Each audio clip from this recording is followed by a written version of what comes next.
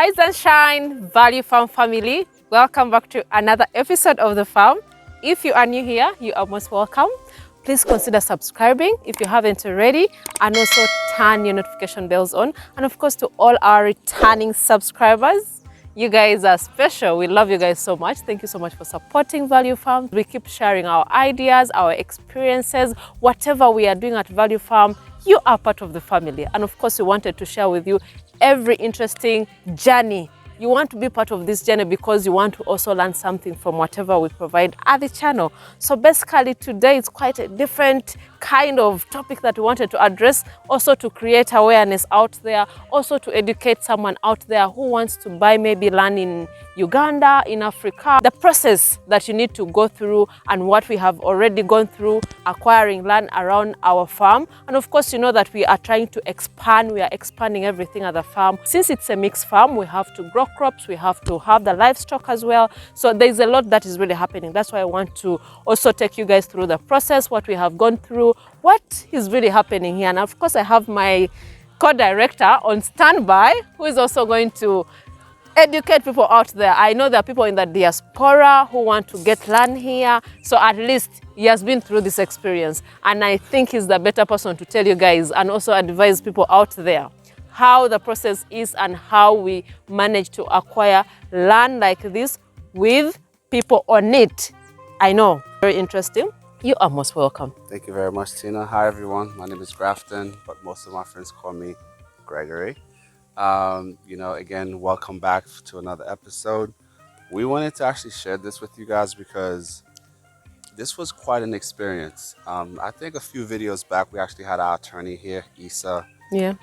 Number one, he played a pivotal role in us being able to acquire this property here.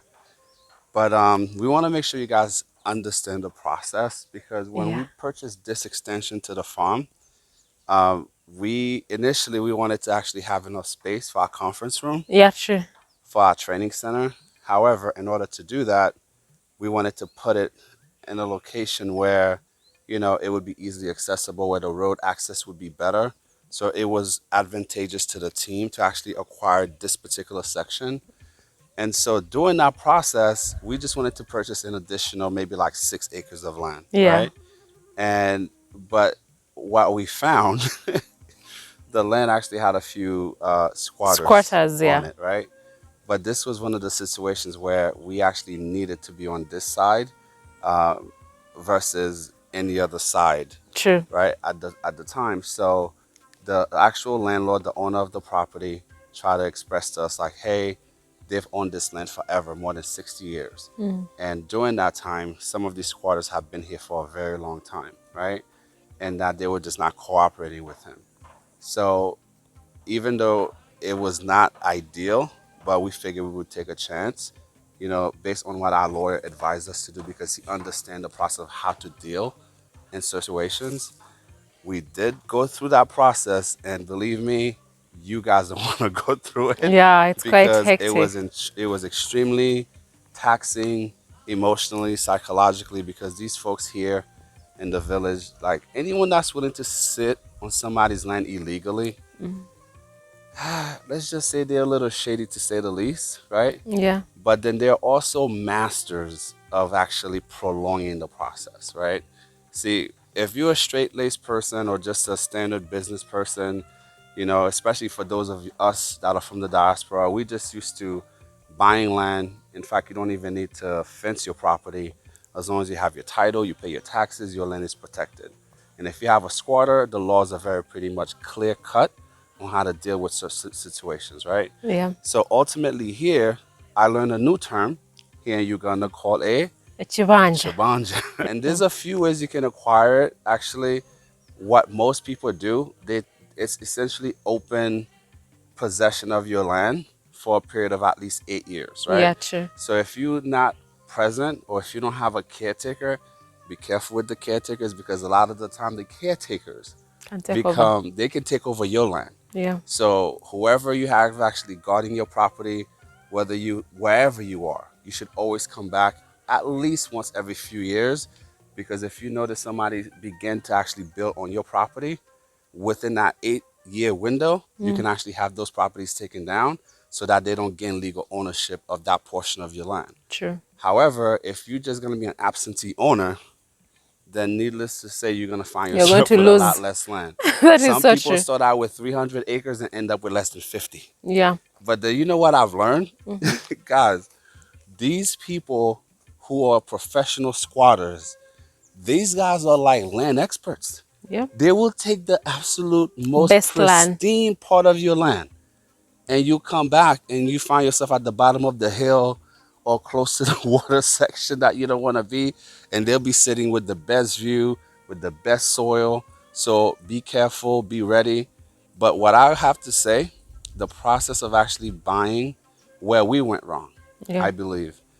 Our lawyer did a phenomenal job to actually get us to this point, but then dealing with the landlord directly, he didn't do it the way it was supposed to be done. Yeah. The tradition that we learned since this Whole process. acquisition is, even if these people are squatters on your land, you still have to treat them with respect.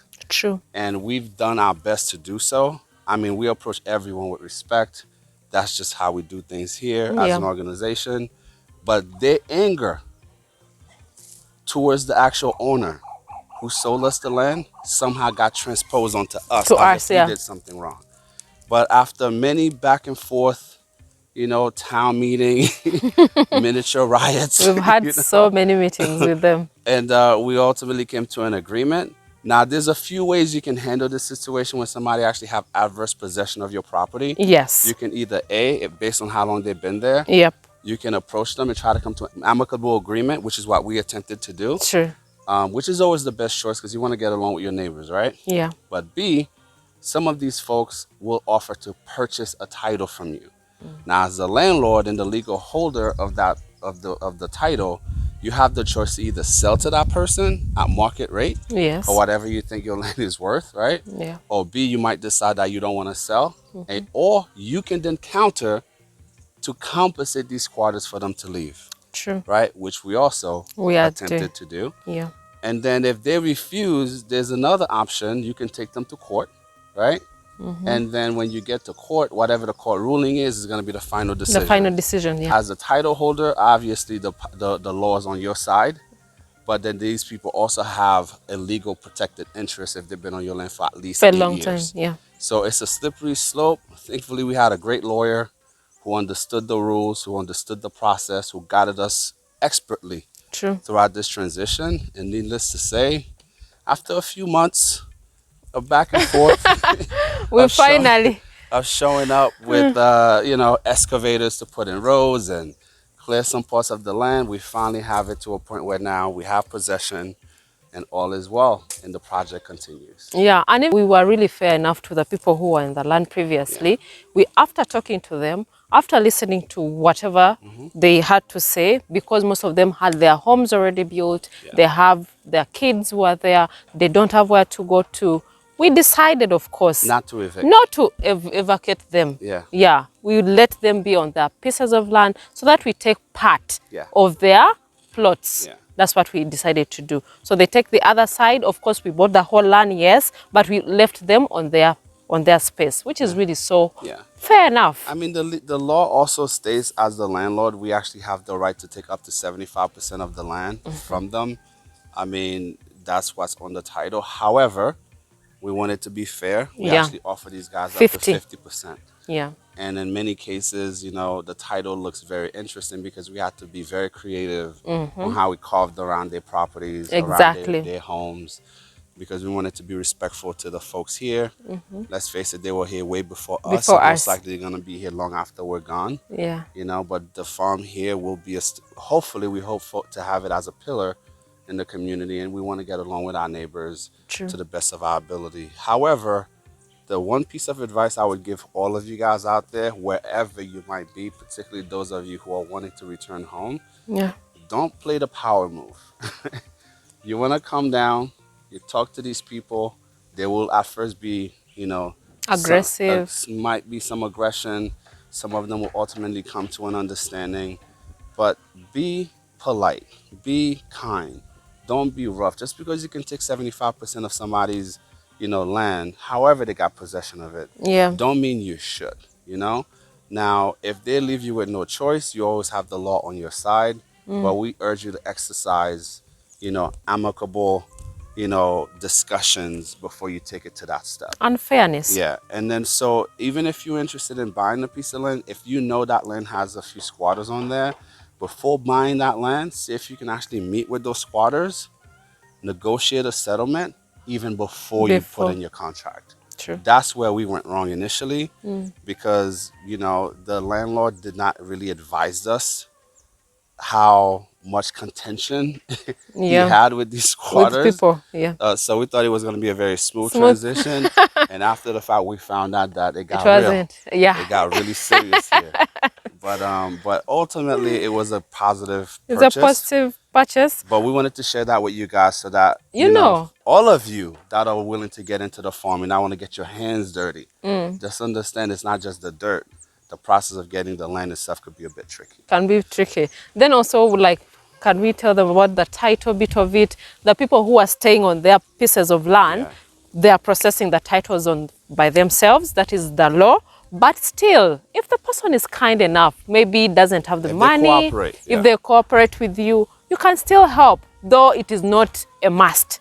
But for people who want to come here, buy the squatters, make sure that, be fair to these people, talk to them nicely. You will definitely not have any trouble with them. Yes. So guys, where you're seeing us here, this is part of the land that we acquired, which is really amazing. You can see the farm, that side. That is the back side, the one you always see. The piggery section, the goat house, the staff quarters. Guys, it's amazing. And of course, there's a lot that is really happening on this upper side as well. Then the land is quite big. You'll definitely come and see when you come here. It is amazing. It's refreshing. I think I feel so good about the whole thing. I'm just happy that it's behind us. And to be honest with you, as a company, we have much larger vision than just having the farm here. True. Because we always preach growing more than crops and animals. We wanted to actually help the region. Yeah. So at some point, we'll definitely have a school here. We definitely plan on building a school. We definitely plan on actually bringing an actual police station here to the county where we're located. Where we're going to build a building and donate it to the police department. True. And with all the equipment, computers, whatever, fully equipped it to the point where they can just come and do their job. And we also want to open a medical clinic out here, because if something goes wrong, especially even with our staff, we've experienced this firsthand. When sometimes these guys get injured, that's just part of being on land and being in farming. We actually they have to travel at least an hour. An hour to get to get proper medical care, So these are all things that is part of the broader picture and mission of Value Farm as an organization. We're very pleased to be able to commit to wanting to do this for the region. And, we'll definitely keep you guys updated with that process, and hopefully you guys subscribe. Yes. Follow, so that way you can see all the progress as we move forward. Roads, remember, we are about to fix the roads. We have to fix the roads. Yeah. We access. But parking, electricity will be coming in. Very soon, it's not far away. Yes, it's part of the process. But the beauty, if you subscribe, you turn your notification on. You'll see all that. You're going to get to see everything. Yeah, guys, so support Value Farm, be part of the family, see everything, the progress, everything that is happening here. You guys are part of this family. In case you want to support the farm as well, you can be a member of the channel as well. We have also Patreon account. We also have PayPal. You never know, you want to support the animals, support our cause, support the community, because we are trying really to make sure that the community is also happy and also benefiting from the whole project that we are putting together at the farm. Yes.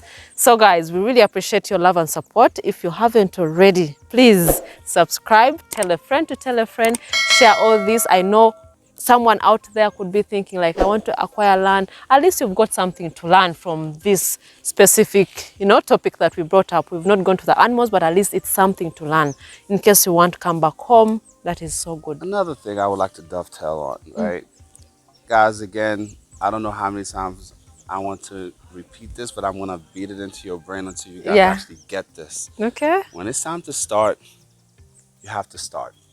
And don't be so concerned about lack of capital. Oh my gosh, we can't get all this land. No one could. You do what you can with what you have. You'll be surprised how many of you That might be in Chicago, Texas, wherever you are, you name it, right? You could be in London right now and have family land in Ghana or have family land here in Uganda, right? Don't lose touch with your roots. Get back in touch with your family lineage. See what you can learn. Find out what you have. Some of you might not even have to buy land. Yeah. Because your aunt, your uncles, your grandfathers might have hundreds of acres of land, even if it's 1 or 2 acres of land. You could even start your farm in your backyard or even on a quarter, even a half acre of land. Yeah. So that's the beauty in farming. It's not a cookie cut process, you know. Not one mold is gonna fit all. You get in where you can fit in, you know. Don't be afraid. Don't be nervous. You have us. We have your back. You have our back. Yeah. You have the farming community. You know, we're here to support. True. The same way you guys are supporting us. Don't be a stranger. You know, if you have questions, ask. No question will be ever be laughed at. No question is ever going to be considered as being foolish or stupid. The only stupid questions are questions that you don't ask, right? So wow, that's a good one. And let's take this journey together. Don't be afraid to get your hands in the dirt, you know, and then this is where we have to go. We have to come back. You know, food insecurity was at the core of me coming back here, right? Because I do have part of my family that come from the Caribbean. In fact, one might say, why didn't you go? yeah, the reason I didn't go back to that specific part of the family was because you guys know Haiti is considered to be one of the absolute poorest country in the world. We have land there, we've tried projects there as well, but the political instability plus all of the red tape just made it almost impossible to do a project on this scale, right? Now, on the continent, there are challenges. However, where I give Uganda credit, ease of doing business here is actually a beautiful thing. As long as you have an idea, you have a plan, and you have the resources, you can pretty much do whatever necessary to make things work on this side. Now, getting to this point where we are right now, right? Go back and research. Tina will tell you where she's from, her original village, you know, her family had an obscene amount of land, but even she had to go back and research and learn about that story, what happened to the family land. So you guys might be in a similar situation.